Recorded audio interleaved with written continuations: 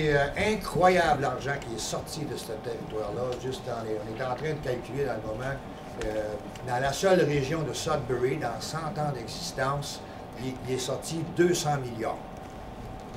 Dans la région de Sudbury. Ça doit être à peu près équivalent à l'Abitibi, peut-être un peu moins, mais on parle de ces chiffres-là.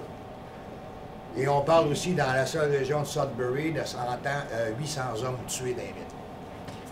C'est un secteur extrêmement brutal. Ça a pris 60 ans avant d'avoir une reconnaissance syndicale dans le secteur minier. 60 ans, c'est devenu des années 1940. Extrêmement dangereux aussi. Et d'une cupidité incroyable. Et ça a marqué nos lois.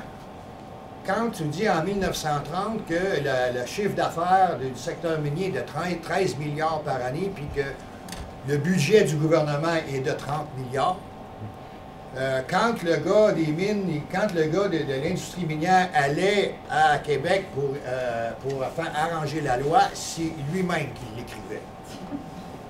Il y a même une loi qui a perduré jusqu'en 1965, qui stipulait que dans les cantons, la loi va être écrite, dans les cantons de Rouen, le canton de Mackenzie et un autre que je ne me souviens pas, nul citoyen ne peut réclamer de dommages dus à des gaz délétères.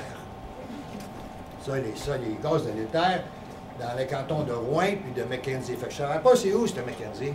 Fait que j'étais allé faire une recherche sur Google. Google est parti, puis il est arrivé à Murdochville.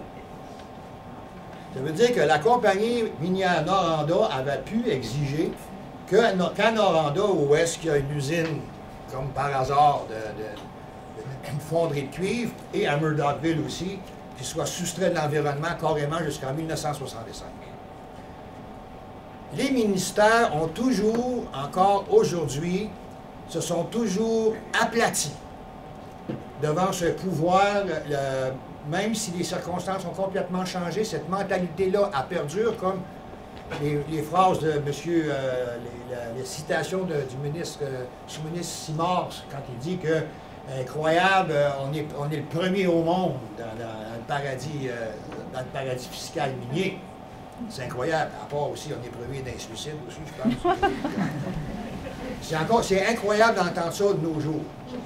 Et cette culture-là de réappropriation de ces ressources, oui, l'impunité qu'il y a dans le Nord, l'usine Horn à Noranda crache encore, c'est passé 200 000 tonnes d'anhydride sulfureux par année. Il n'y a pas personne de l'environnement qui va se pointer là.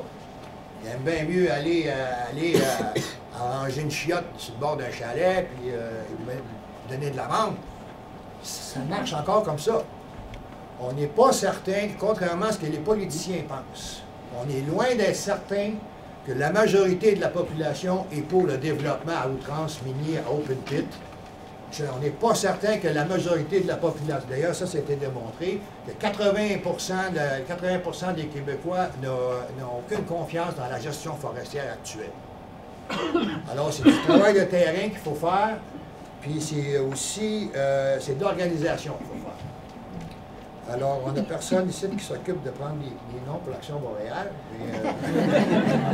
Vous pouvez nous rejoindre, c'est une date n'importe quel temps.